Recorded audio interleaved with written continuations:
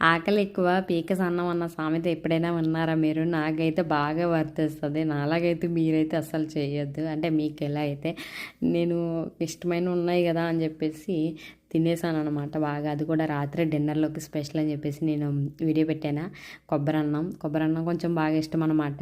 With chicken కాంబినేషన్తో కూర తినేసాను శుభ్రంగా. ఆ నూనెలో వేపిన అంటిపండు పూరీలు తినేసాను 2. అన్నం స్టార్ట్ చేయకముందు అనమాట. ఆ వేసుకున్న పూరి అయితే తినలేదులే. అయితే నాకు చాలా హెవీ అయిపోయింది. ఒక కూర ఒక అన్నం తిన్నోళ్ళకి రోజు అలా అలవాటు ఉన్నోళ్ళకి, నాకు చిన్నప్పటి నుంచి ఒక కూర ఒక అన్నం తినడమే అలవాటు అండి. ఇలా కలగలిపి ఎక్కువ తినేస్తే అసలు చాలా ఇబ్బందిగా ఉంటుంది. నాకైతే రాత్రి చాలా ఇబ్బందిగా ఉంది. కడుపు పొంగిపోయినట్టు ఏదో ఒకలాగా హెవీగా అయిపోయింది. ఆఖరికి సేమియా అయితే తినలేదు. సేమియా అయితే ఒగ్గేసాను. ఇంకా సేమియా తిందాం ఎలా అయినా సరే మిగిలిపోతాయి అని చెప్పేసి నేను వెయిట్ చేశాను.